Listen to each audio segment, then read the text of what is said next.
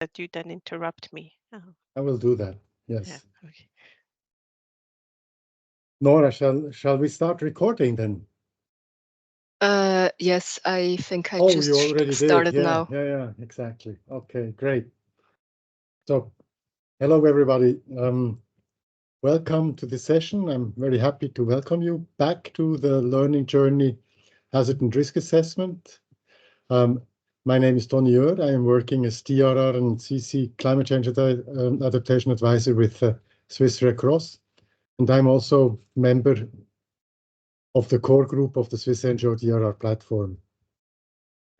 Again, those who are not for the first time here, and that's probably the majority, a few etiquette remarks. You see it on the screen. Do you see the screen, by the way? Yeah. Okay, good. We are recording the plenary sessions, and we will upload them on the platform website afterwards. Also, keep your mic muted, but please keep your camera on at all times. We'll see how exactly Andrea wants to have her sessions, but usually, you can ask questions directly, especially if you are not more than that much, or just raise your hand and we see it as well. Mhm. Yeah, definitely. Just go ahead, ask whenever. Should be all right. Okay. So the webinar today is the 5th module. No, that's Fourth. not the one. That's the 4th. Yeah. Yeah. So you see, there's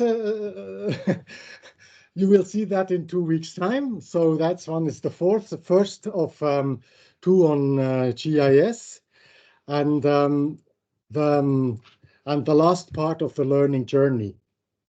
And with this, I hand over directly to you, Andrea. Please, you have the floor. Thanks for the introduction, Tony. Yep. Hi, everyone, and thanks for joining today's module 4. I'll also share my screen. I should be able to do.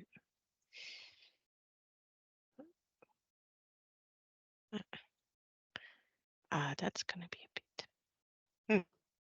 Okay, I may have to switch. I don't seem to be able to share the entire screen. Why exactly that would be, I'm not sure, but yeah, I can do Windows. It just will. Okay, good. Yep. So basically what Tony just showed, we'll be talking about, or in module 4 and 5, we'll cover some GIS, Geographic Information Systems stuff, where in this first part, we'll be looking more at data generation and starting a GIS project with an introduction to OpenStreetMap. Why I chose this tool, I'll explain in a bit. And also with maybe we arrive at the stage where we also open QGIS, or at least myself, and I give you already a short overview of that one. We'll start with an introduction and repeat a couple of terms and things from last year as well. And then after the introduction, we start with the OpenStreetMap tool. So a GIS project has a couple of steps, usually around 6. The first one is, of course, how do you define, or your task would be to define the questions or the hypothesis, etc., and find a methodology to acquire the necessary data to do your analysis. Then the second step is the application of that methodology that you chose to acquire all the data. That can be done, for example, with a GPS tracker, Excel sheets, phones, anything that kind of requires images, for example, be it a satellite, a drone, or a handheld device like also the phone. Important is, though, that each data point that is being collected has a location. That can be in form of a coordinate or an address, or also in other shapes, as long as one understands where this data point is supposed to be on Earth or was collected. Then in the third step, we would then import the data and structure it. Do also quality assurance and cleaning. It's a step that's not to be underestimated. It can be quite elaborate, especially if you got your data elsewhere and you've been rummaging around everywhere to collect it, or you had multiple people collecting data and they may not have done it exactly the same way. Then it's quite time intensive to make that all into one single structure. Then in the fourth step, one starts to work with tools to do the analysis, filter, apply statistics, etc., to showcase the relevant data that will ultimately answer your question or your hypothesis from step one. In the fifth step, we work on visualizing it. That data, we create the products, be it a map or a map with a diagram, etc., reports, articles. And in the sixth step, it's about distributing the data, where the simplest form would be to print it, create a PDF, or share it, then a bit more complicated via a web server application, which is also possible today. And that's then how everyone has active access. Sometimes these are even interactive ways of sharing, so people can actually still do stuff or visualize themselves that those data outputs slightly different than you chose, or they might be able to enhance certain things specifically for what they want to do with it. In today's lesson, we will do steps 1, 2, and 3. Basically, the topic of the learning journey already defines our step 1, where we define the question or the hypothesis. The topic is hazard mapping, etc. And with this idea, we would like to understand, for example, how many houses or how much infrastructure is affected if there is flooding or a hang slide or something like that. So therefore, it would be good if we have those objects in our map. So that's what we'll try to get today. The methodology to acquire the data will be OpenStreetMap.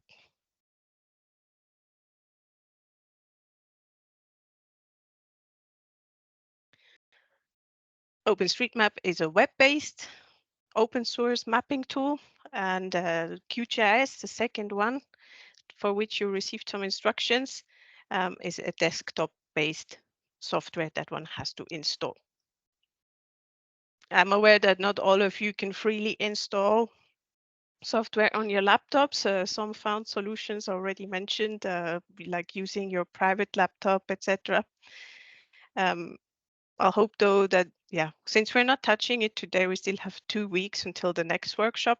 If by then you manage to get access to it, that would be great. If still not, I mean, there's nothing lost. That's still participating, and then just whenever you do have access to a QGIS, ArcGIS, or whatever GIS desktop-based software, you can follow the video from next time of the recording, or also from this time, in order to catch up or learn again how it worked. GIS tools are often very full of functionalities, and if one doesn't use it every day, one easily forgets, as I just mentioned before. A bit like, if you tried to work with photo editing software or other graphics type of software, or technical drawing software like a CAD, one understands the basics, but one may not remember all the buttons all the time, depending on how often one uses it. Important is to remember a couple of key concepts and terms in order to search for the correct explanations, which is what I hope to equip you with today. And part of this we had started during last year's learning journey, so we will just quickly review some of those terms that we've seen during the first module there. On satellite images, Also, there are a multitude of GIS applications and software out there. I picked these two because they are open source and I hope easy enough to get a project together in this short amount of time that we have. Yeah. With everything else, one basically needs a license set up, sometimes even a company-based server license, and your IT will then have to manage the access rights to the software, etc. It can become quite elaborate. So that's why I hope with these two tools we manage to work with something that everyone manages to somehow have access to. Good. Any questions so far? Just a remark, Andrea, if you may, because Definitely. probably not all who are participating now have participated last year and might know you. Oh, So let sorry. me just Yes, of introduce you course. to all, if you don't mind. A bit late, sorry, but No um, worries, I forgot as well. Thank you. you are Andrea Blentebacher, the resource person for the two webinars on GIS today Excellent. and in 2 weeks. And those who have participated last year, they know you, of course, because you have presented the modules on satellite-based data and use of drones. We still Mhm. remember very well. You have a Master of Science in Geographic Information Systems and Remote Sensing, and you have extensive professional experience in this matter, right? Correct. Yeah. Yeah, so definitely what we need today. Oh, And and oh, sorry that I didn't do that at the beginning. no worries. I should have noted down to introduce myself to. Um, anyone needs to know more about me or has any questions to what I just said or introduced?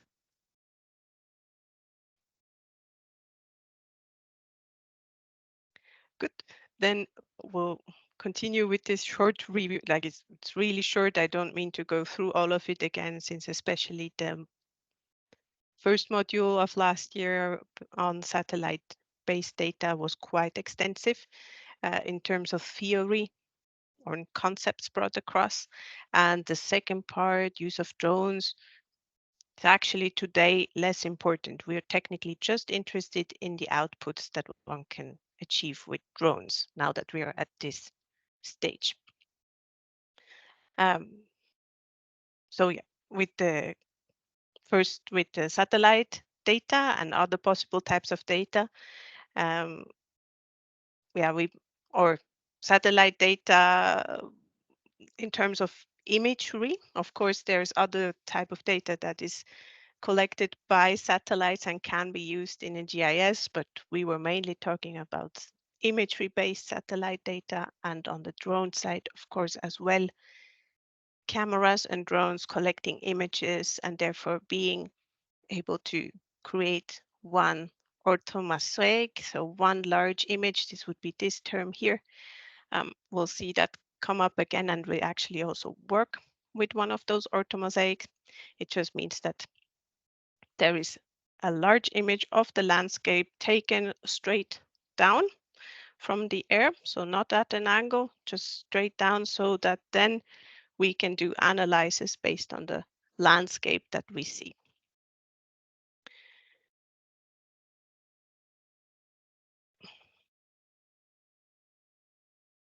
Yeah, so that can be, yeah, switch. These orthomosaics are also part of the so-called raster data, which is a term that will be important. Significance or raster data basically means that each cell inside the raster has a value. In case of the images, of course, free values. So the colors are RGB, red, green, and blue, and that then build the composition. Of course, there would also be available as single layers, but that's often not as interesting and definitely not the area we want to go to today. Important is though that all of this is geo-referenced, so this term here, where that again means that things know where they live on this world, be it via coordinates or any other type of sort of locational information that is available. Another type of raster data that we probably see mainly next time is the digital elevation model, where then each and every cell of the raster contains a value of elevation. So 10 meters above mean sea level, 100,000, etc. And with those data, we can also work in a GIS software. What we also looked at, based on the digital elevation models as rasters, were contour lines, which is sort of an extraction from this type of model to a line-based model. And that brings us basically to the term vector data, where this is what we'll be working with mainly today. So what is vector data? Vector data provides a way to represent real-world objects or so-called features. A feature is anything you can see in the landscape. Each object is a feature when we represent them in a GIS application. Features have attributes, which consist of text or numerical values. For example, the color or amount of levels of a building, um, or the type of road, or um, if one maps communes, how many people live in one commune, one would use census data for that. A vector feature has its shape represented using a geometry. So all these trees, for example, are represented by points. Roads are represented by lines, which are points connected by lines, vectors. Or then buildings represented as polygons. Of course, this is not exactly representing those houses, but we will see in some of the next step how this exactly works. But basically, it's always a geometry that defines an object. And this allows us to assign attributes to each and every object, which on a raster-based type of data, that is not possible. Of course, one could assign values to each and every raster cell. Type of if raster cells represent a road, then all the cells that represent that road will have to have the road type assigned to it or labeled somewhere in the metadata of that cell. It will be much harder though to extract that, and it's a much more abstract way of displaying the feature and therefore not be very accurate. There are though applications or also phenomena that are easier with to work in a raster type of shape, and that would be more like meteorological phenomena, for example, or like precipitation, or then land use. Often one finds land use data in a raster format. That's just, as soon as it's large surfaces, basically, then the raster becomes a bit more of a data type that is useful. So, but for us today, important are points, lines, and polygons, where these all represent features and therefore build so-called feature classes.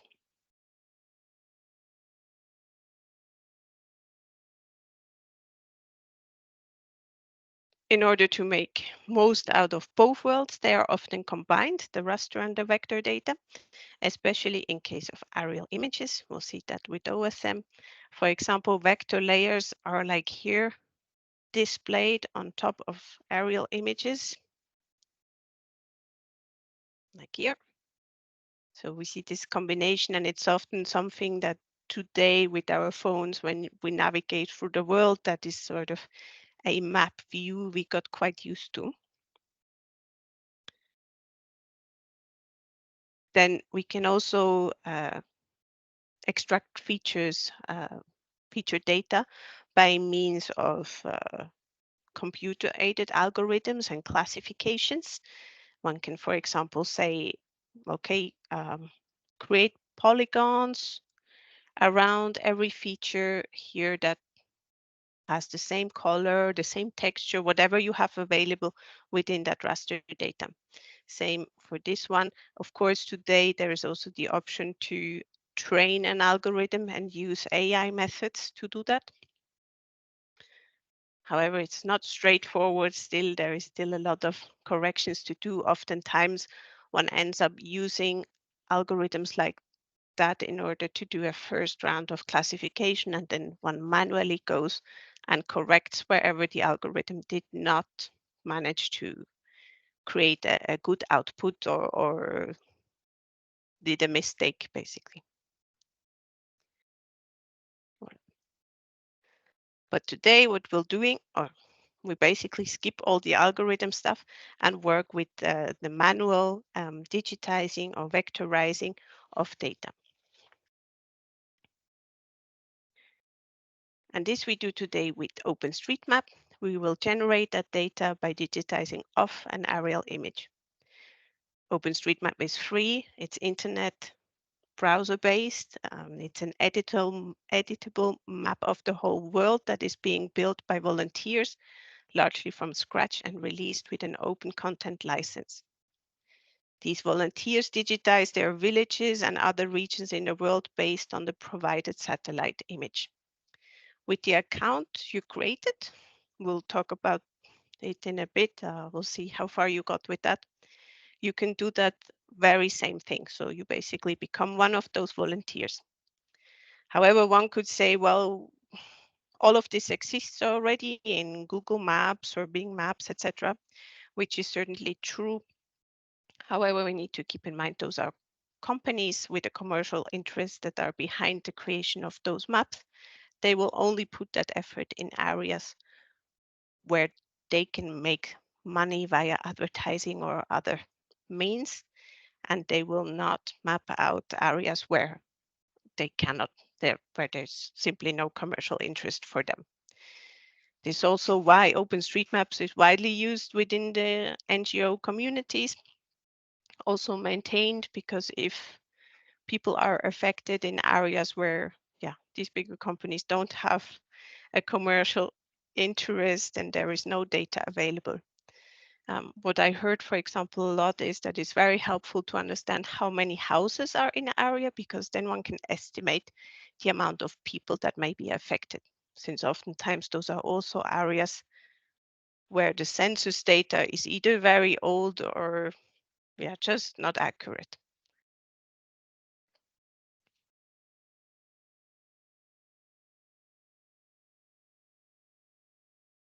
That said, if we have time today, I'll introduce you also to the humanitarian OpenStreetMap project, which is a platform where sort of urgent mapping needs are being published, and where all these volunteers can focus their energy on mapping those areas in order to quickly have new updated data available for any humanitarian sort of actions that need to take place there. Today, though, our primary goal is to create or edit features and then export this data into QGIS, which is our desktop GIS application.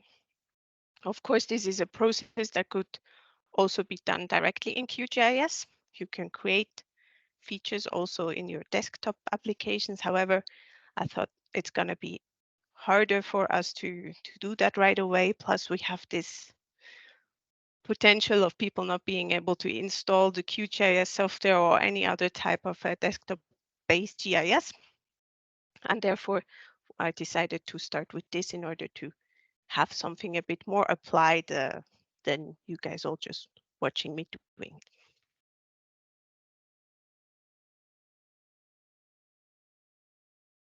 We can play the video, but we've seen it last time actually, or last year, and we'll go through it together, so no need to watch it for now. Good. So OpenStreetMap has these features that we just talked about, which is this vector data. point, line, or polygon, but you can see that in OpenStreetMap there tend to be slightly different ways of calling them or naming these types of features, where a point can, for example, be a node, a line can be a way, or a polygon an area. Pretty logic and I think straightforward. Does anyone have any questions so far?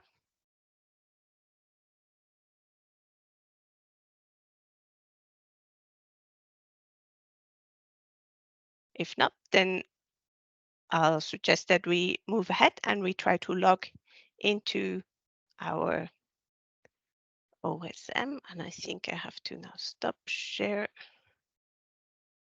and share again my other screen. Close the other one. 1 second. Oh, no, it's all good. So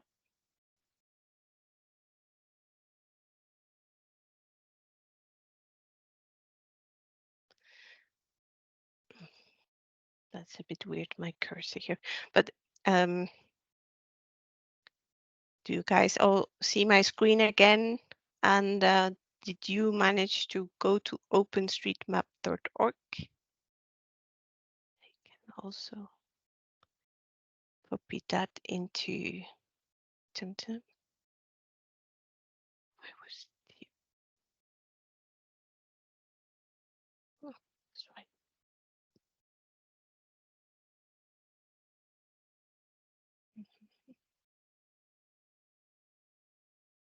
Yeah.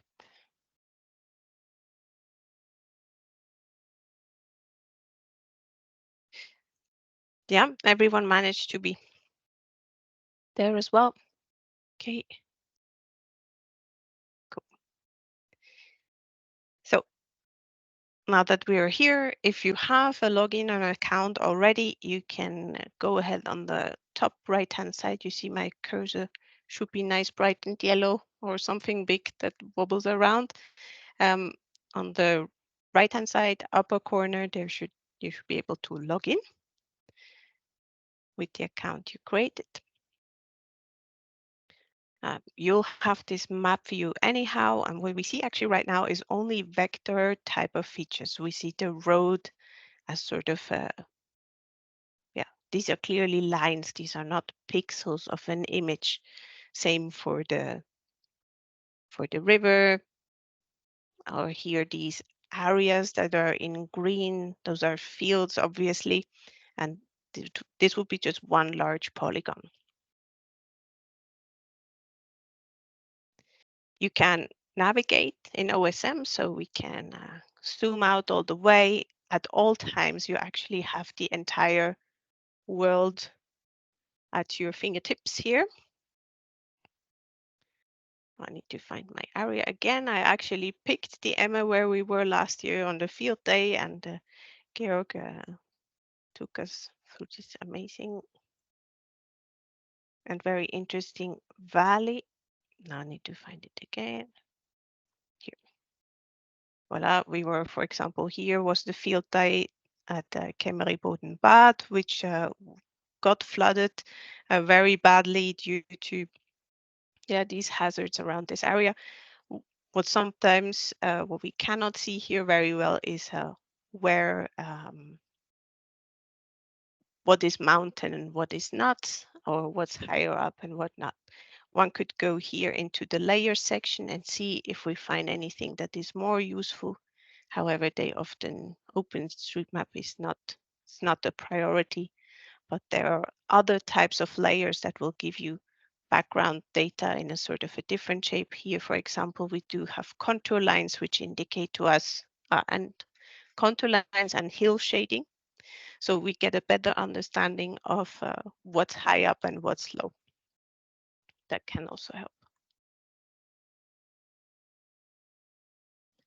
There's also a so-called humanitarian layer. I guess it's just coloring that was agreed upon within working groups.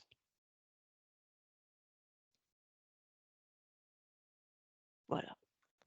I'll be in this area over here.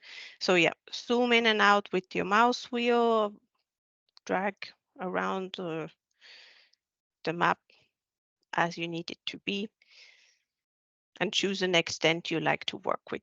If you're too far out, you probably won't be able to edit anything. If you're too far in, then it's also hard. So one has to find a bit the middle way, depending also on the size of the features one wants to map.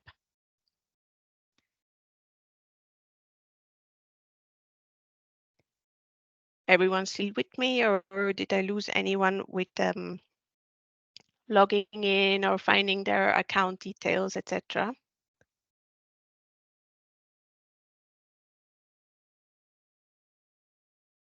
If everything is good, we can go ahead and click on the, yeah.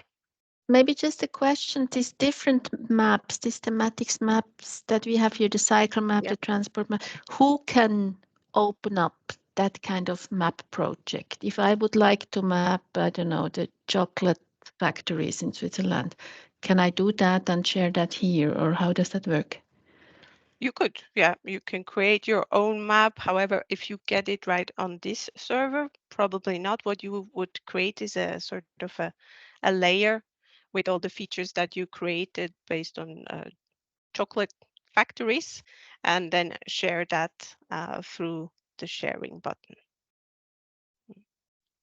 This is probably coming right from the central database of OSM, of OpenStreetMap, which is a foundation, an association these days, and they clearly prioritize what they have here. However, you're always free to create your own layers or collections, which you then can share with others through sharing options here.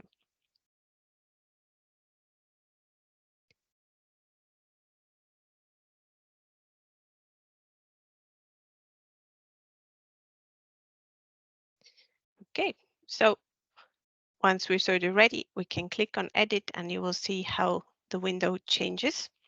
You need to be logged in to be able to click on edit. And now we see that we have in the background basically an aerial image. So this comes from a satellite image. That's also why you can only zoom in to a certain level. It lets you zoom in all the way. And it's actually quite good resolution.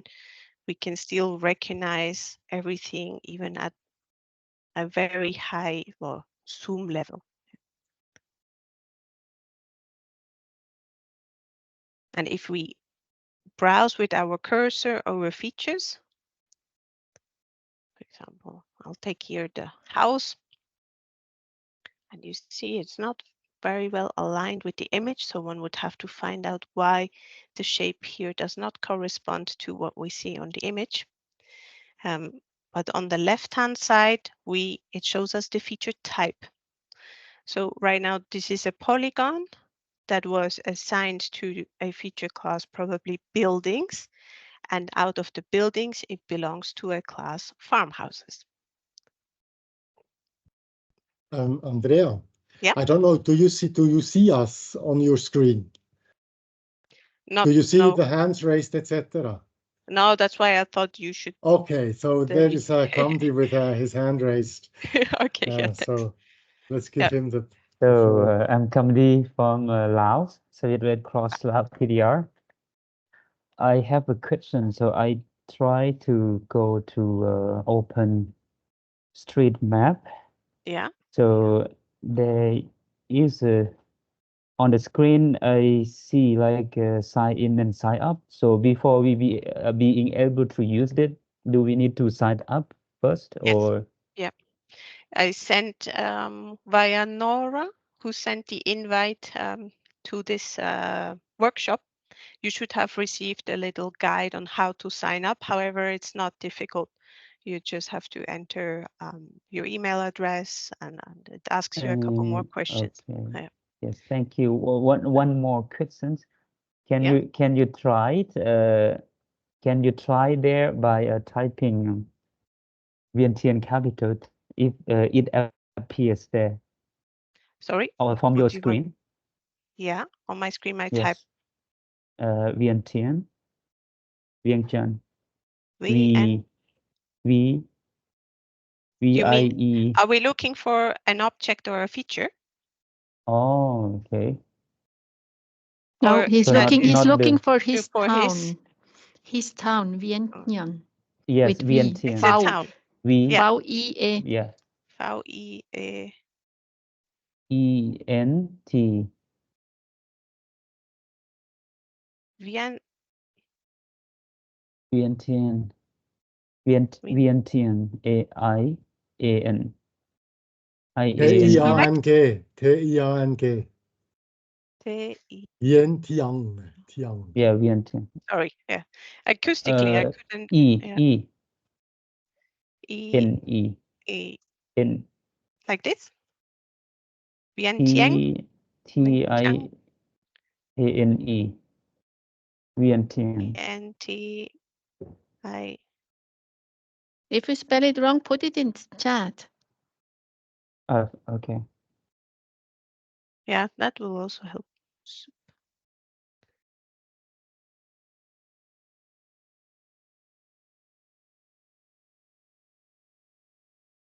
Did you write it into the chat? Yes.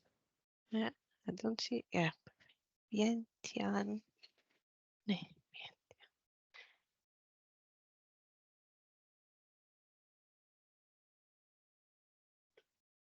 So, yeah, well, I cannot find it.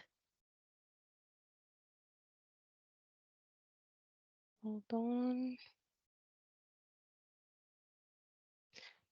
Well, probably to actually, well, not probably, as the city.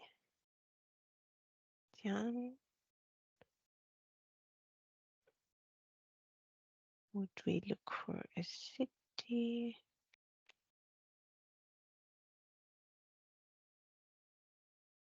So right now we're in the editing mode for features, right?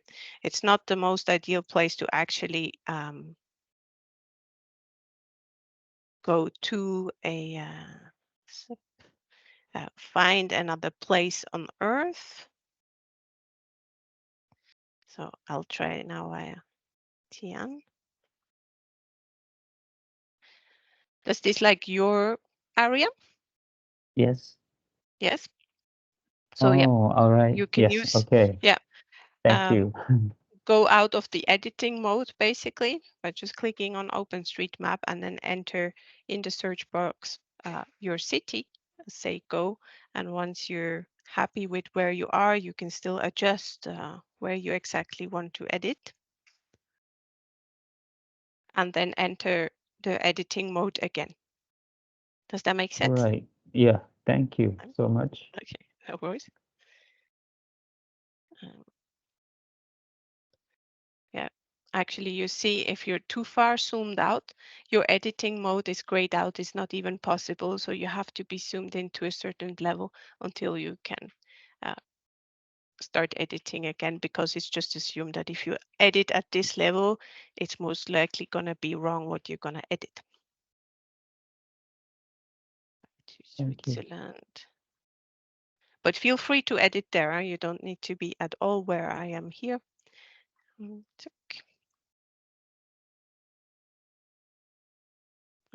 Wait, wrong here.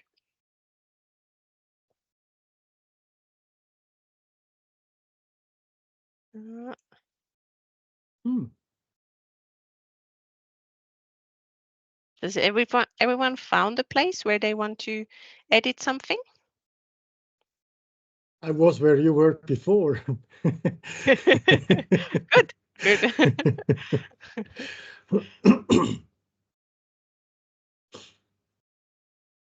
Okay. Oh, so why did I want to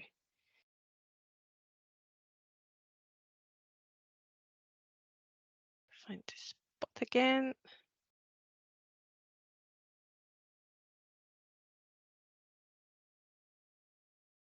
Here. Yeah. Were there any other questions or hands raised, Tony? Yeah. Oh, I think we're good, huh? Let me just look at the chat. No, fine. Fine. Yeah, good. Okay. We were at browsing with the mouse over features and then seeing what type they are. And you see also the way a feature type is represented on the left side here can be very different. Okay, so if we are on the point, the amount of attributes that we basically see here are less than when we are here on a building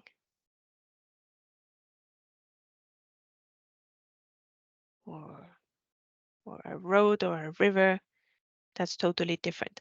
And that's why we're working with OSM today. We would have to, if we would create this right now ourselves in the desktop-based GIS, we would have to create feature classes with all these definitions in the attribute class. Well, as many as we want. This can be as simple or as complex as we want as well. But I figured it's going to be a bit easier if we do it this way today, and we'll lose less time. So now we want to, of course, edit the features. So let's start with the point.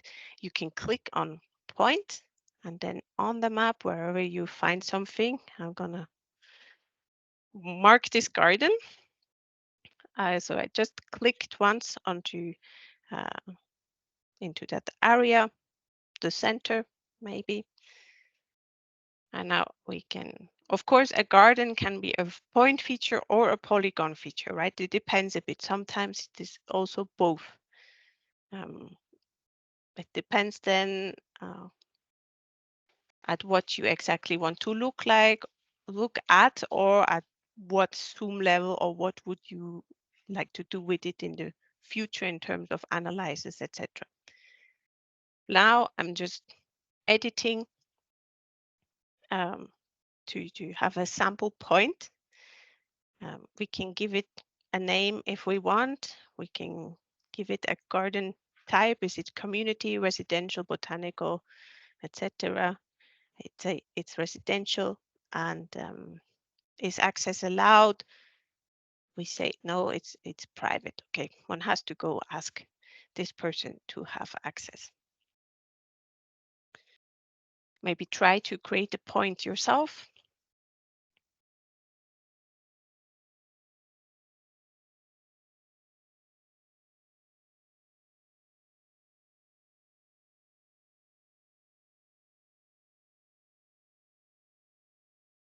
If you don't find the feature type you're looking for, you could click on the little info sign and see, and then click on view documentation, which gives you more information about now this garden feature. If you haven't chosen one, then it will just take you to a generic feature type explanation.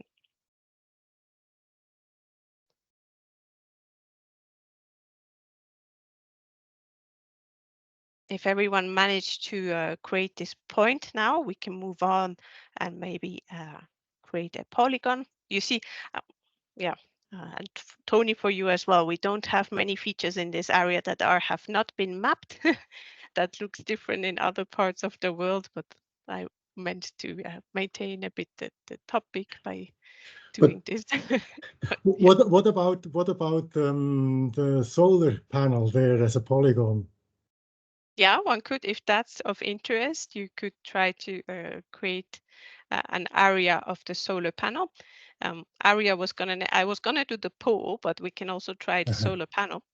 We could make it an area if ultimately we are interested in understanding more about the surface area of these panels. So, or we want to do analysis of all the solar panels that are around. Then we just click on area, and then we can draw around the panels. Now, the question always is, does it let you? Yeah. Yeah, it does let us. It's not so bad. You see, if I'm so important is on the polygons to always go around and pick each corner. If you sort of try to cross a line like I'm doing here, you see I get this big forbidden sign. indicating to me that I'm doing it wrong, which would mean that then this rectangle or this area cannot be closed. So we really need to go around. If we want to finish a polygon, we can say enter, and then it's still no panic. You haven't finalized. You can still move the vertices of your polygon. And now I'm curious, Tony, if we can find, voila, a feature type, solar. Oh yeah, look, solar panel exists. Mhm. And we can actually select the solar panel. If we know, apparently we have the choice of entering a reference code, an operator. Maybe it's a private one, or it belongs to a larger company. Maybe we have an understanding of how many megawatts this solar panel installation actually produces. Then we can enter it here as well. This, of course, would also be interesting for future analysis with the data. And now you see I move this a bit. We can clearly see that the solar panels here on the roof are technically, it's a rectangular shape, but my polygon is not a rectangular yet. I can right click, and then I get these options here where I can circularize my polygon, disconnect it, extract it, move it, or square, where square is very interesting for any type of building mapping. If we click on there, okay, now we were a bit too far off with my shape. That's now the other shape that I moved. So now square. Okay, and then we have a proper square. We see, for example, as well here, that's the polygon of the building. Now, I don't know if it merged the two, but may have done that, which is also not correct. Well, let's try over here where we see, for example, that this building here does not correspond. Sometimes that can be because the background image provided has changed over time. Why this square was here? Yeah, no, there's a building. Or here we can just go ahead and move these vertices. If you want to add a vertex, or a node as well called, you just double click on the line, and then you can move it to the right extent of the house. As I said, if the satellite image changed and the angle at which the satellite took the image has changed, then of course this might not correspond anymore. And you see in here, I have to zoom in further to understand what's going on. So here they included this part of the house, which seems to be like a little balcony on top of a wall. But sometimes we just simply don't have an understanding what's exactly true here. Voila. So this is how we edit and create polygons. You can always also delete a polygon. If I now do the pool,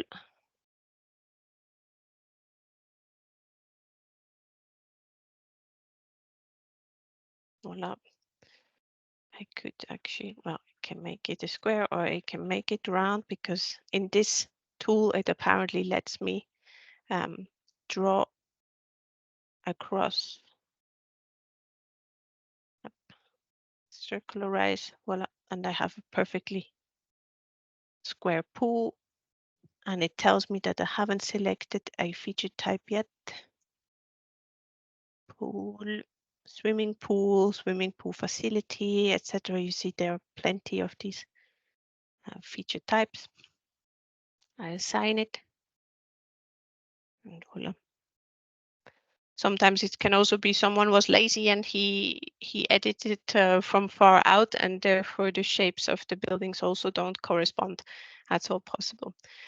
Now there is OSM has different levels of users. So once you edited a lot in OSM, you can become a validator or an expert, and then you can go and correct other people's work.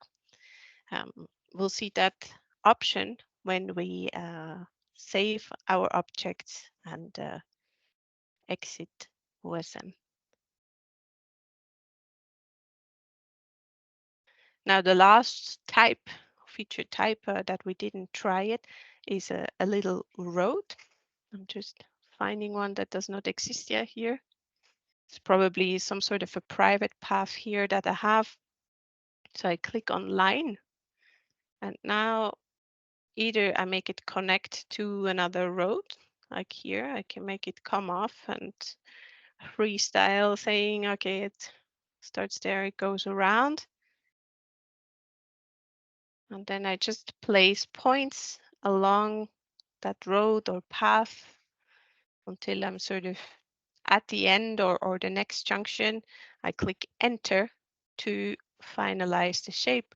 Again, also on the line, if at any moment I'm not happy where I put my vertex or I didn't put enough vertices and now my line doesn't look straight, I can just add one. Or I want the line to be smoother, I just add points. That depends a bit on your patient and data quality that you require for your project. Anything that is a line in terms of a road, you draw the line in the middle of the feature. And then you select the feature type. Let's say it's a path. Footpath, etc. can be quite hard to judge at times. So it's good to have those experts who often are also local and know the region and the area, so they will be able to tell if it's a path that can be driven on by a car or not, if it's just a footpath or if it's actually nothing or it doesn't exist anymore because the satellite image was too old. We actually see the provider here of the satellite image. In this case, it's Swiss Topo, the Federal Office of Topography of Switzerland. Name, surface, we can say unpaved, for example. We can give it a width, a bit hard to judge. We might be able to measure.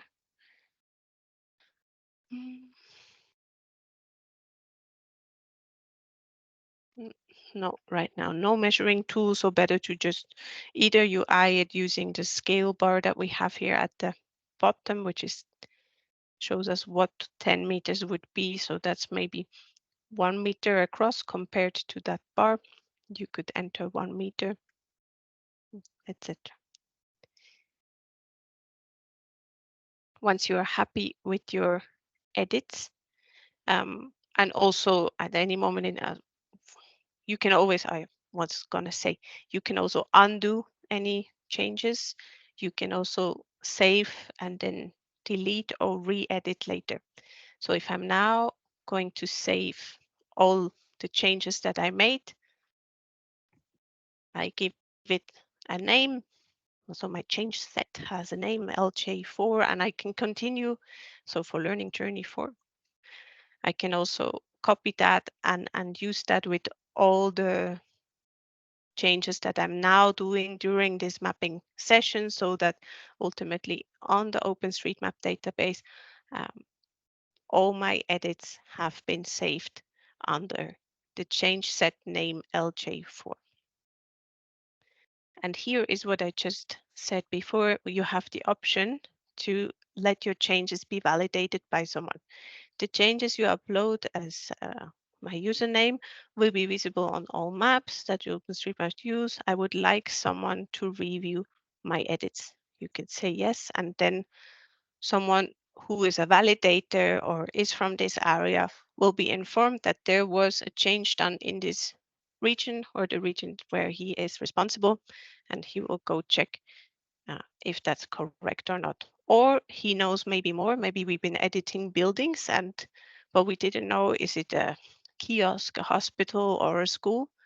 Then this person might have that understanding, and instead of this person spending time drawing the polygons for the buildings, he can directly then just label them or attribute at the correct building type.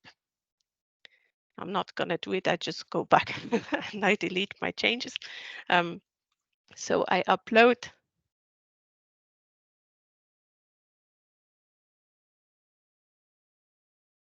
And now my changes are in there. If I now escape, it might take a minute. Let's see, reload. Didn't do it yet. It of course goes through the server of OpenStreetMap, and it might take some time to actually integrate that into the final version of the database. I think there is a daily update or something like that. You see, if I go into editing mode again, my changes are still here.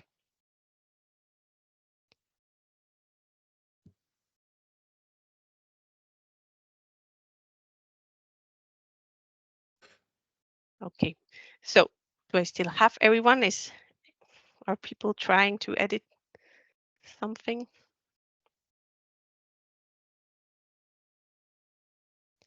It's 2 o'clock. Maybe we do a short break, Tony? Yeah, and also if you now didn't manage to log in or you struggle, just let me know and I maybe help during that break. How long do we want to make the break? 10 minutes or so? 10 minutes fine? 10 minutes, huh? Yeah. Okay. See you again.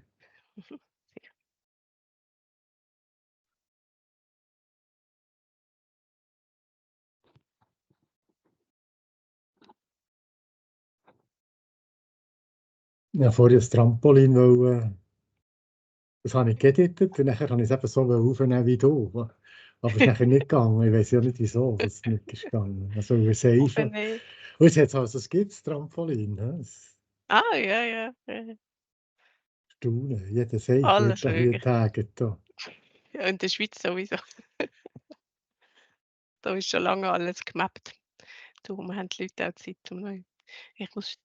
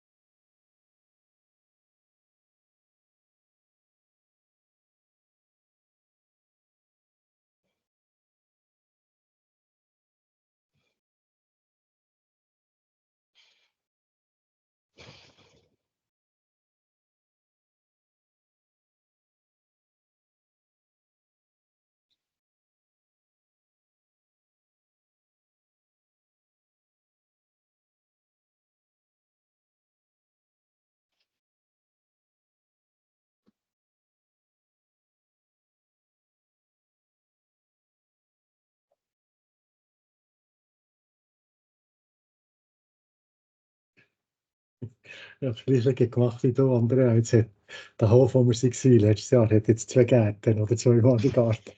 Super. Man kann nicht genug Geld haben. Gut. Ich gehe meine sowieso wieder löschen noch. Mhm. Gut.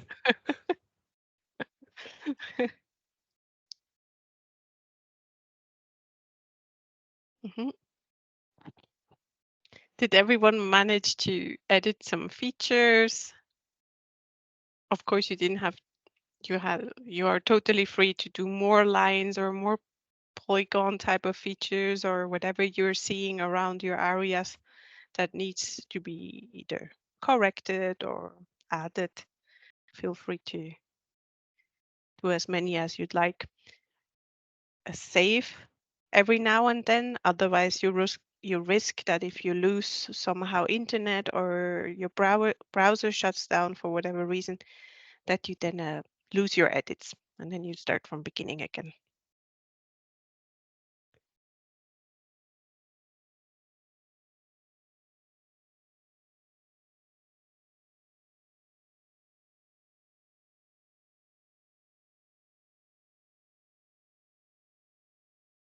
Does anyone have a question, or did we lose someone on the way with logging in, or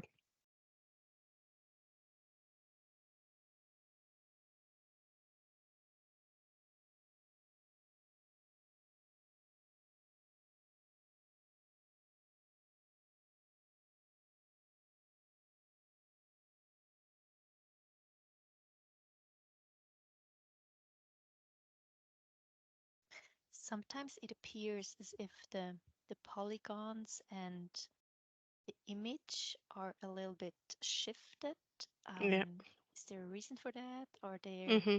different databases used? Yeah.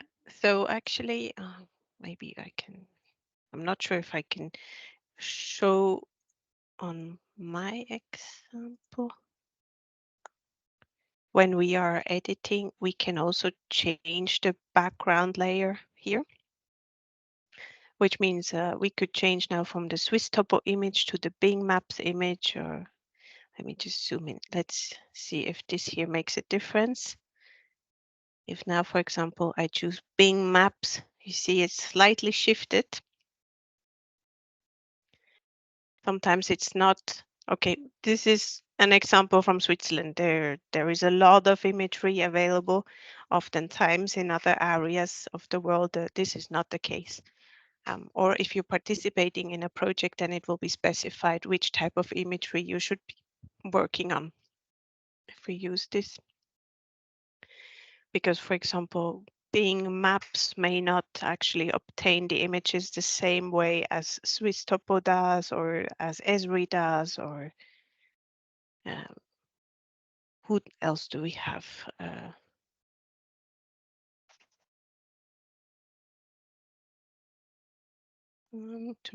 Mapbox. Mapbox is also a company that collects satellite imagery, and some of them are being distributed for these type of open source projects. So indeed, this can make the difference on how a building looks like.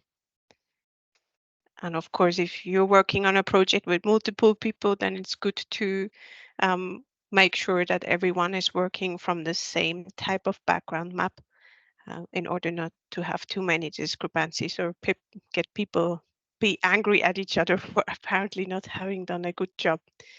Another reason for the shift could be that someone had edited buildings from very far zoomed out. If you edit from this sort of level, okay, you see the house, you see its corners, but you will not be precisely placing those corners. And so then either yourself go back in and adjust, like I'm doing right now.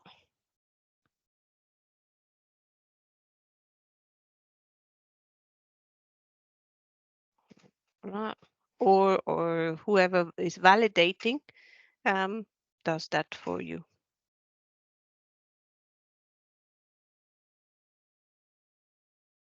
Did it square it now. Yeah. This, and then we can save the change. 3, 4. So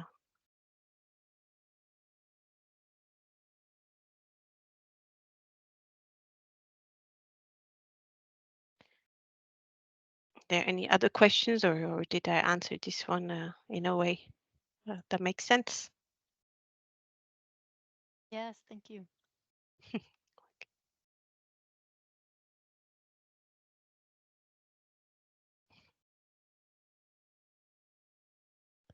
Once you have a couple of features,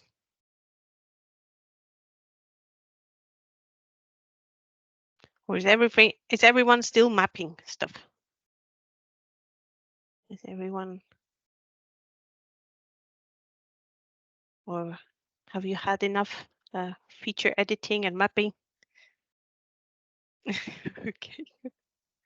In that case, let's continue a bit more, because we were here in OpenStreetMap not necessary to volunteer and create contribute to this big open source project of the world. We were here a bit for our own intentions and use, where we were looking for an easy way to extract feature data for our GIS analysis in terms of hazard and risk assessments, where we were interested in understanding how many houses or roads would be affected in case flooding occurs in this zone.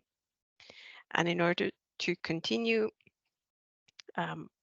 we can browse here too, or with your mouse, you zoom to an extent that is of your interest.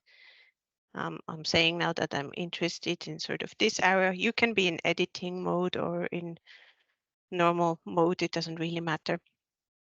But by zooming, you're defining the amount of map area that you want to actually export. Once you're happy with your selection, you can click on export, and then you see by now zooming in and out, your extent is called. So the coordinates, in this case, the latitudes and the longitudes are changing accordingly. Will adjust, and then once you're happy, you can click on the export button and it will create a .osm file for you. Probably in your downloads folder, wherever your browser puts any downloads. We cannot change the name of it. It will just be called map.osm. So you're better off than changing that name directly in your downloads folder or elsewhere. The larger the area you want to download, the larger the file will be to download and potentially take time. If you intend to download, for example, the data of an entire country, there's several options down here, or if you're also failing via this normal approach, OSM proposes to directly download from either Overpass API, Planet OSM, GeoFabric downloads, or other sources where they do have backups of the data. For example, if I go here on GeoFabric, then I can download entire continents or countries. You see here for Africa, I would need 6.4 gigabyte of space on my laptop. Same here, but you can also click, if now I would want Switzerland, because we're boring, 440 megabytes, so that's easily handleable normally these days. Then you can just click on downloading it, and then you get the entire file of Switzerland. I'm going now back, and I just export this bit. I click here, and you see it's now downloading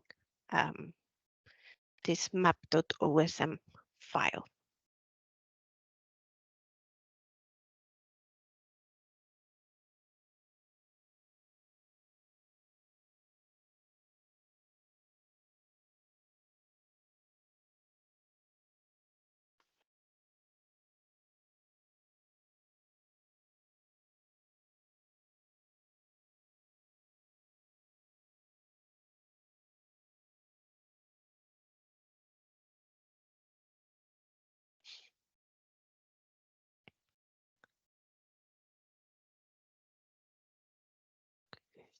Share window.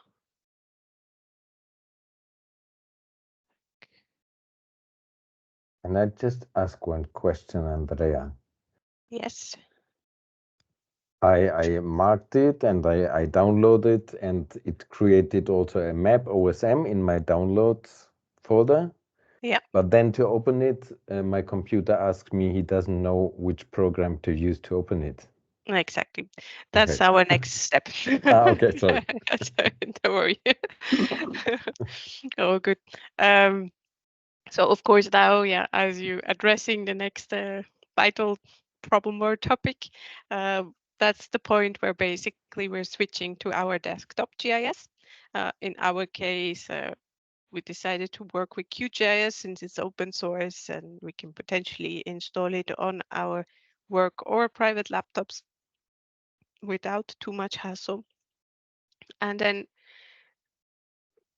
yeah, and then we can automatically or drag and drop our OSM file into this software here. QGIS is as I said, just open source as well. It supports, same as OSM, viewing and editing, but also printing and doing the spatial analysis that we are interested in, or the modifying of raster data or importing other type of elevation data, etc. This you can all import and then directly work with all the tools that are being provided in QGIS.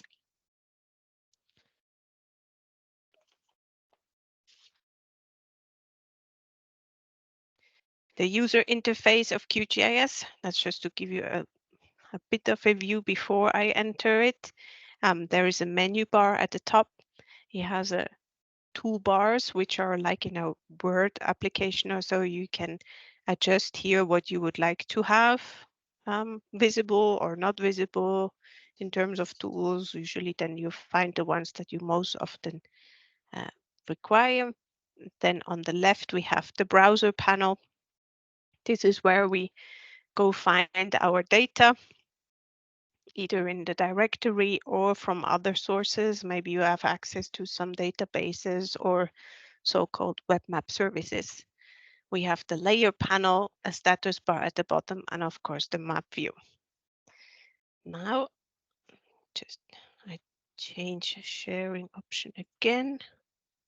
Share screen.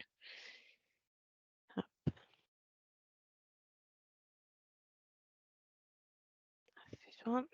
Okay. So this is QGIS. You see, it's not looking like there is a map in here, or one does not really know what this is meant to be here until we actually put in our data. I can now take my OSM file and just throw it in. You will end up with a little interface like this, where you can select that you, for example, only want to import the line features, the multi-string features, the multi-polygons, or any other type of relations between features or points. Since we're interested in all of it, we select all, and then we add layers to a group. Then we always know, okay, that's where it came from. So we have like a group layer that has the name of the map, which then contains the lines, multi-strings, polygons, etc. And we actually see something on our output here. We also see that one of the roads here apparently is one large feature. So when I downloaded just this section here, it was not able to cut that. It provided the entire road since it belongs to one feature. But this is basically how we get most easily all this feature type of data into QGIS.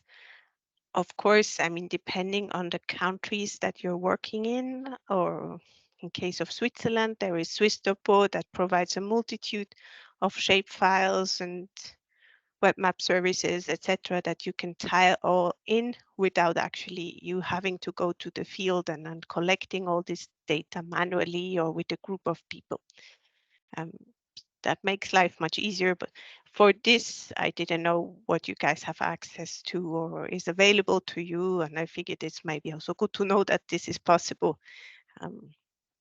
So that, yeah, even if in areas where you don't understand what the government provides or not, or it's hard to access the data, you still have at least one source to do it if you require it.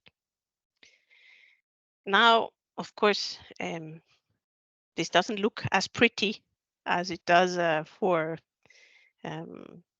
OpenStreetMap, where everything is nicely colored. This, of course, has to all be adjusted now according to the attributes of these different feature type classes. So if you are following me, if you have a QGIS installed, feel free to just drag and drop, like I just did, the OSM file into either the layers panel here or into the map view. You're also free to click here on this browser window and like browse to the folder where if it's the download folder, you browse to your download folder and download the data from there.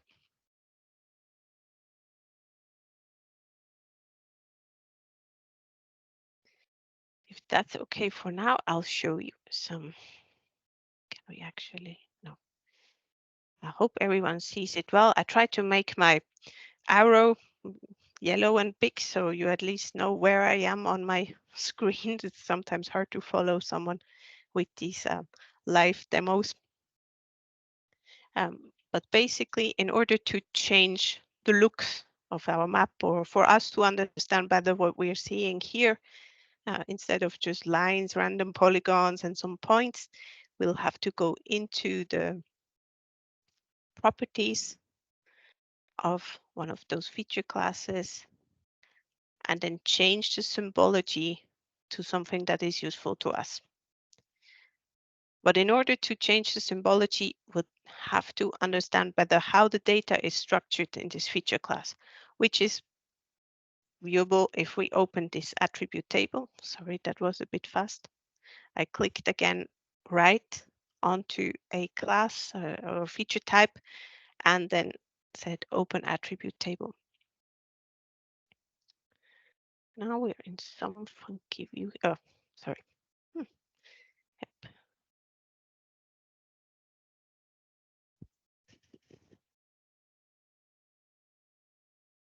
No. Well, this is also not too bad, but I wanted to just show all features. Why does it not show features?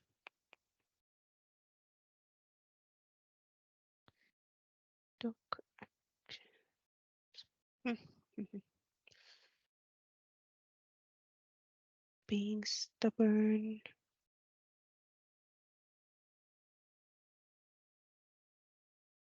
Okay, maybe.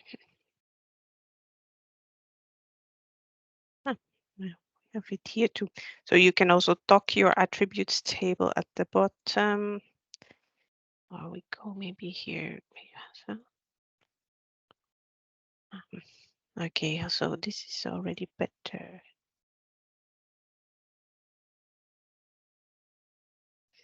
No, too many. Yep.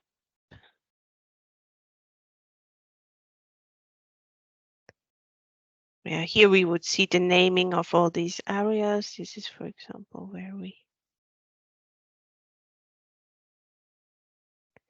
don't open field. No, well, then we work directly via the symbology, which we find under properties, as I just said, and we go categorized. And by choosing a value here, it will automatically display a value that is available in the attributes of the data. You can, for example, say waterway, all the waterways, click on classify, and you see there is a ditch, a drain, a river, a stream, etc. And then we can, for example, change the color here to whatever makes most sense for a ditch. Maybe something green or brown.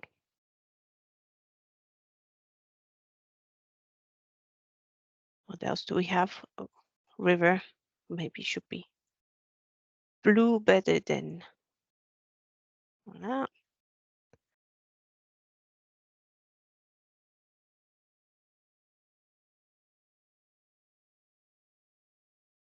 And so on. And then once we click apply, now did we change something here?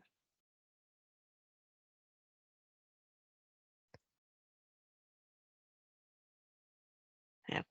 So apparently the river that we now changed did not change, but that's okay. What do we have here? Properties. Go here. We can do all. We can do all the buildings. Classify all the buildings. Or we make all the buildings.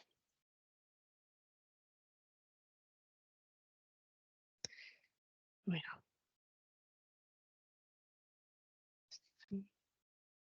maybe black.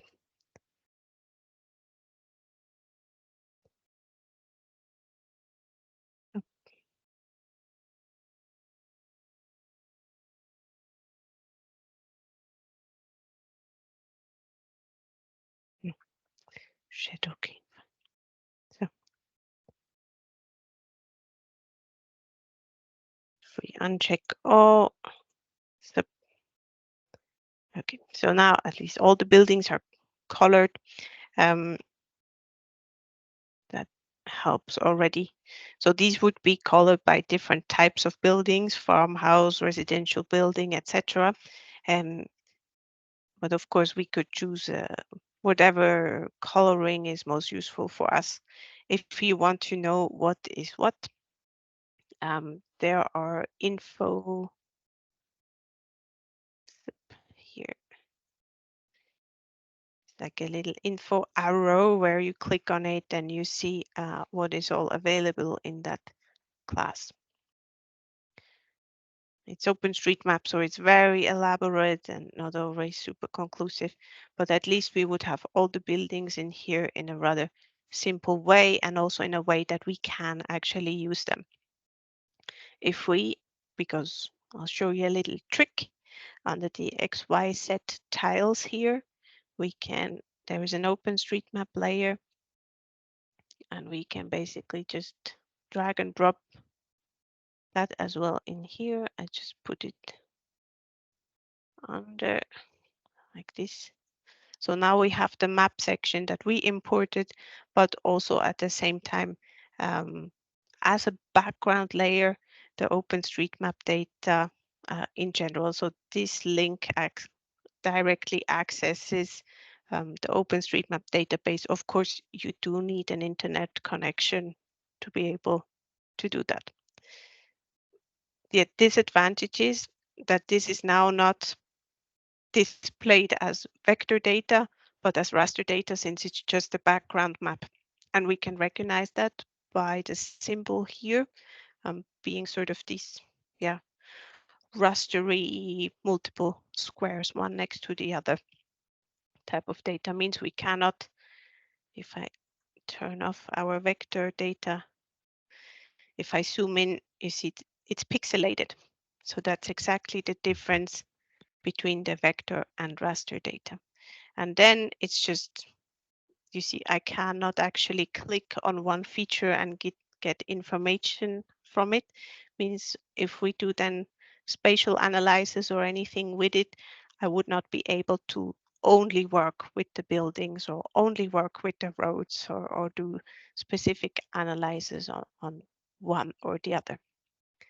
However, it helps us to get a bit a better overview of the area. And of course, again, we have the entire world here available.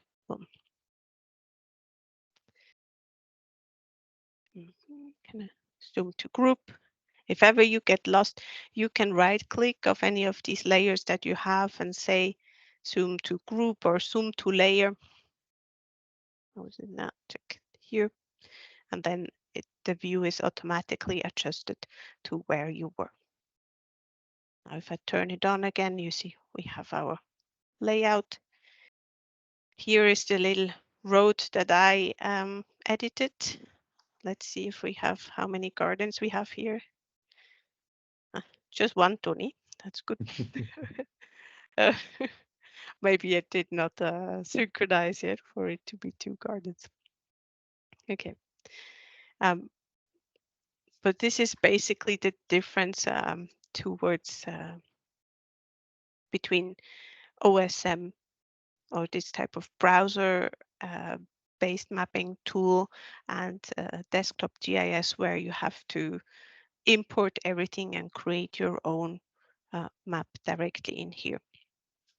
Does anyone have questions right now or tried to follow me with the import?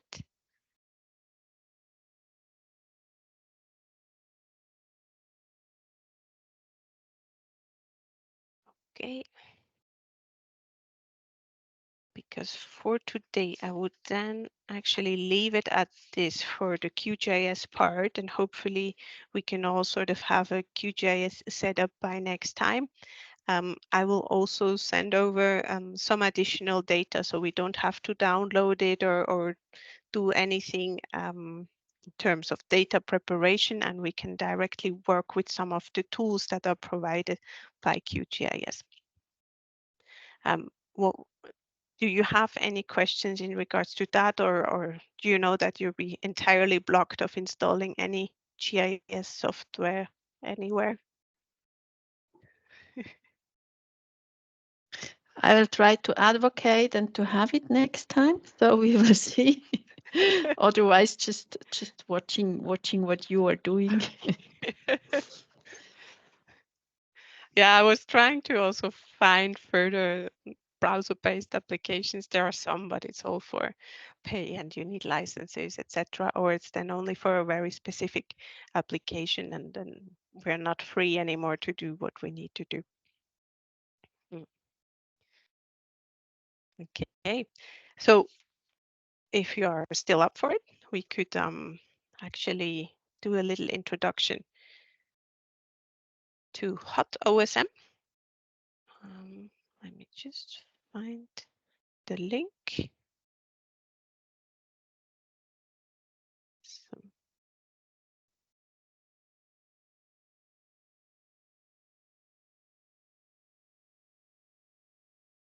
actions. Okay.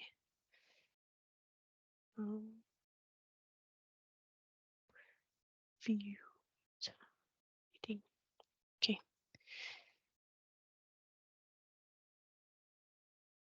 Okay, copy the link into the chat. So it's a specific task, and I do a quick introduction to this. Hopla.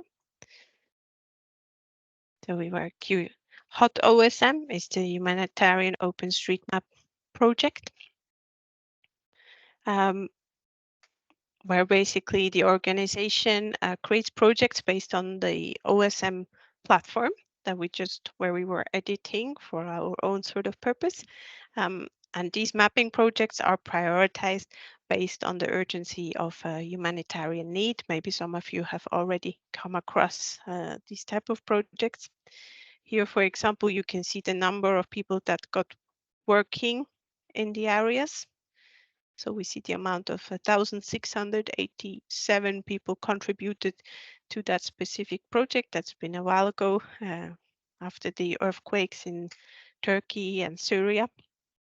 Of course, the satellite image that is then being put online is from before the earthquake, in order to then evaluate how many images were damaged and therefore how many people are potentially now out of a place to live or need support, etc. And this way, yeah, so it's this way then the aid or the help can be organized with a bit more understanding of how many people were affected. I'm sure you also have other tools to do that, but Or then it's the local government that may not have an elaborate setup like Switzerland, that then uses these type of tools to either plan anything or rebuild, etc. And I thought, and we have a bit of time left over, we could tackle one of those projects and help mapping. This one, of course, there are many out there available, but there also is a variety in difficulty of mapping, so from easy to moderate, etc. Since we're more on the beginner side, I think at least, I don't know you all, maybe you're experts. I picked a project in Indonesia of an area that was affected by floods in Germany in January. It's 43,000 people that are affected by these floods and were or are still displaced and have to live in tents that were provided. Also, public facilities like schools and mosques, etc., were damaged. So I suggest we click on that link, and then you can log in using your normal OSM account, and then we can get started mapping.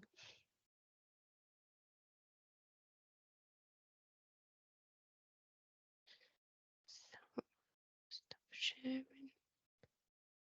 And I share.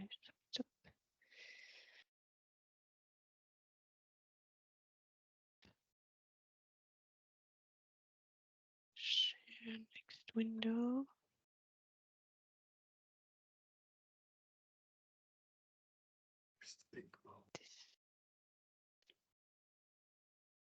Login. Should find it. Yeah. So if it tells you to re-log in again, just log in again and then put in the link again, and then you should end up on this page. What you will find is a list of tasks that are available, instructions on how to do the mapping. Basically, and we see that here on the right-hand side, the entire area that they are looking to get mapped is split into little squares. And if we zoom in, they are differently colored. So anything that's white is available for mapping. Blue means it's ready for validation. So someone local or an expert will check if the edits are correct or not. Anything yellow would mean that more mapping is needed. Green means that it's finished. Like purplish is unavailable, and the red ones are priority areas. Probably this section here was priority area, and that's why it's already finished and done. If a square is locked, it means that it's being edited on by a contributor already. I think will be helpful up here. If no one zooms in, one sees that there is like little roads below, and there's probably housing that needs to get mapped. And then, so after that, here is the topic on what type of imagery should be used so that everyone is on sort of the same page when doing those edits. And that would be the Bing maps. They give us example on how to do the road mapping and how to do the building mapping.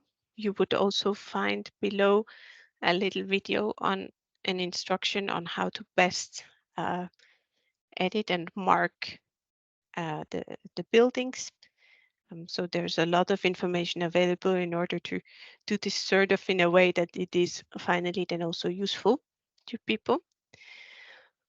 Once you are happy with what you read and you understood, you can click on one of those squares and select that mapping task.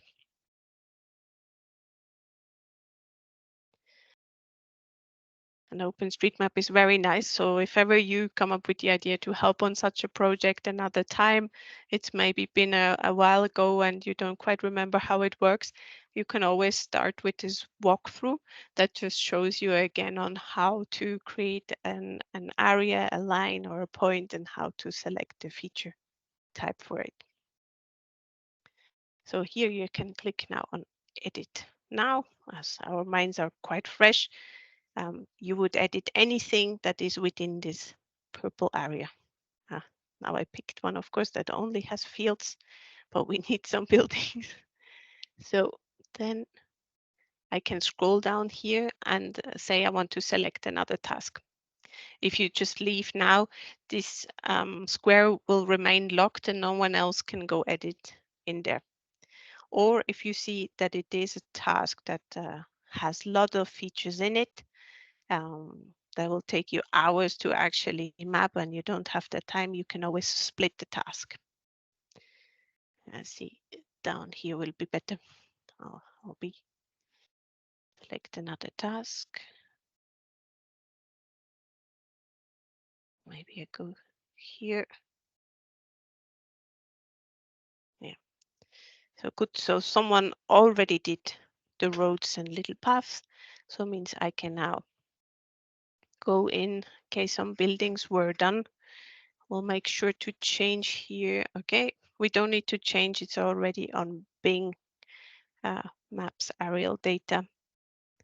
And then we can start to just edit a building. If you want to make it square, use the square option and then select a feature type, building. Of course, we have no clue what type of building it is, so we just leave it at this tag, building. And then we continue the next one.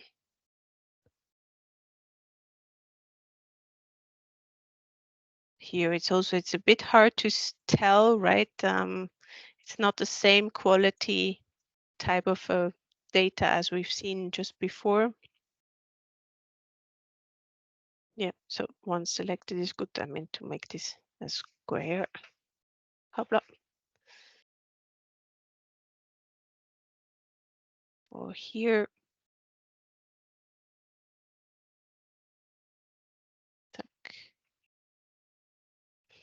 Maybe this does go out, maybe not. We're not super sure. But we can just, it's better there is something than nothing, right? Then there is understanding on how many people potentially live in this area, or whoever is the validator may understand if this is an industrial or more like a plantation sort of zone where these buildings serve more the agricultural purpose.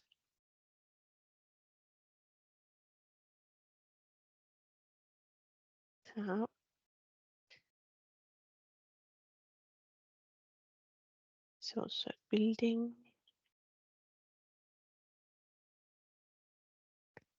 Square. And then every now and then we save it. In this case, you see that the change set already has a name. Since we are far away from this place, I suggest we get someone to review our edits whenever you save it. And then that's how you work your way through one of those squares. Does anyone have any questions?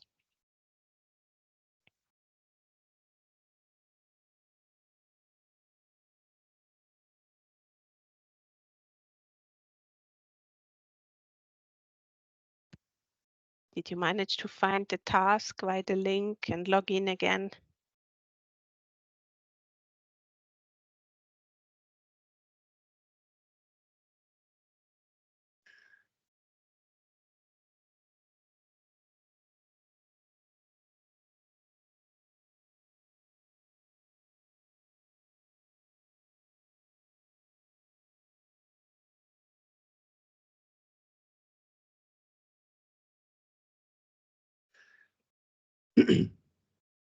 And how do I get out again without saving my. Without saving, but you scroll down here on the right-hand side. Yes. And then select another task. Does it let you go out? Check.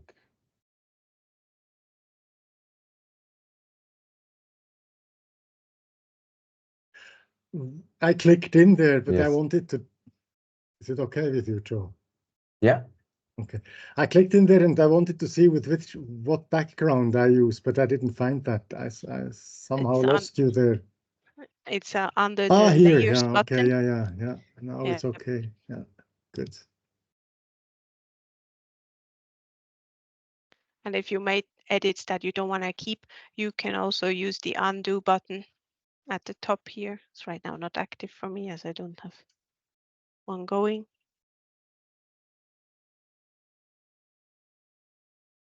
It's much less clear, huh? Yeah, Than it's the in quality. Boombach. The quality of the satellite image. But they ultimately use what they get their hands on.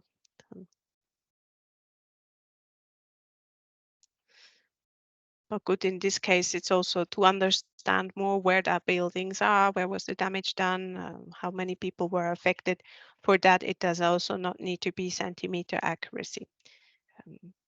I would not necessarily plan a road construction project based on the OSM data, or at least not that alone. But it's a good start for many countries or many areas in the world already. You also don't have to make, like in this case now we're on hot OSM, we're contributing to an active project. You don't necessarily have to make all your edits public. They can remain private. That's maybe important in case you want to do something around a refugee camp or so, where one maybe doesn't want to give too many details to parties or make it accessible to parties who are not supposed to have them.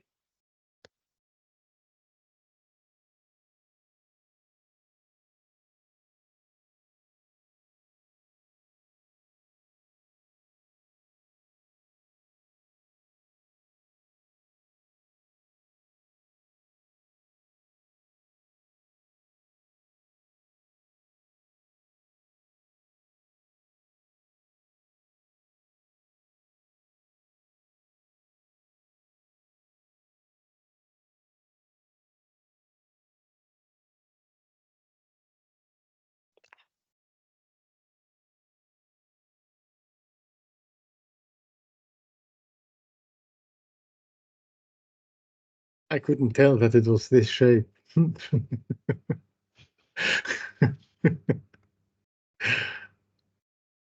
what I did, well, Yeah. maybe it's not. It looked to me like it. One could also add something here in the back, right? You can be.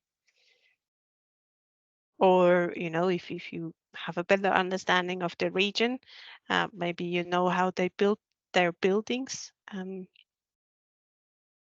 and would understand why certain shapes look from the top the way they do or don't. And that way you can more precisely edit.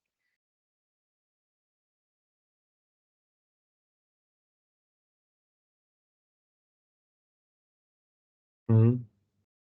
But if there's already a square for each building, is great.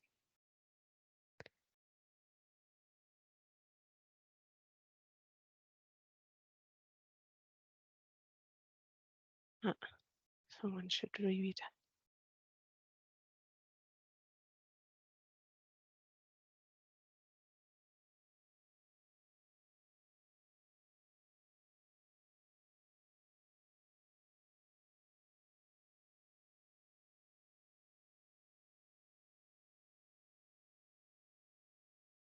All concentrated. I was gonna say it's 3 minutes to 3. I'm not sure, Tony. We want to wrap up. Of course, everyone's welcome to continue their square and. But if you need to head and you don't have time to continue, of course, you can always say that this task is not completed yet.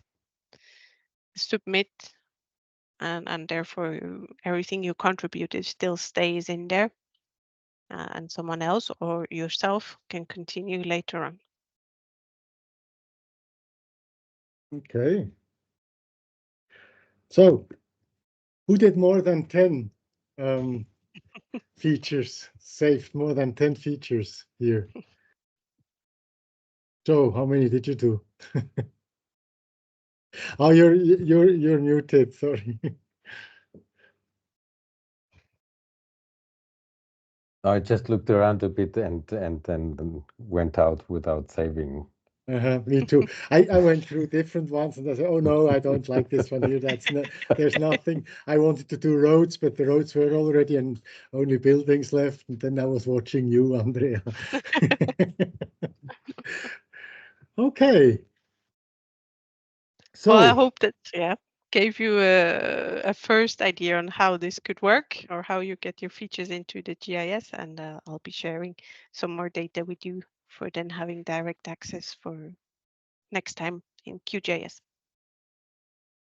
Okay, I see that people are leaving now. Thanks a lot, Andrea, for this informative, interesting introduction into GIS, heavily guided and somehow interactive at the same time. I didn't catch 100%, but I think enough to understand how it works. And where I have a question, I can address it to you, I'm sure. Definitely reach out with questions, and there is the recording for the things. Yeah, and we still have another session. Exactly. So any questions from others here? If not, I maybe have one quick one. Do you have the record? Yeah. Do you sometimes come across a certain data types that you would like to display in sort of a map view, KMLs or Excel data you would like to visualize as a map or be able to see, just in case that could be something that I could integrate next time, or how to import data from an Excel sheet or something. If not, it's also okay. We will continue the mission, but let me know in case something springs to mind. That's a step up here. I didn't come across yet. There is a hand raised.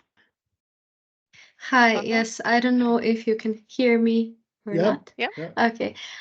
So yes, I am particularly interested into importing data from Excel because in the field there where I work, I come with a lot with I work with registers of emission registries.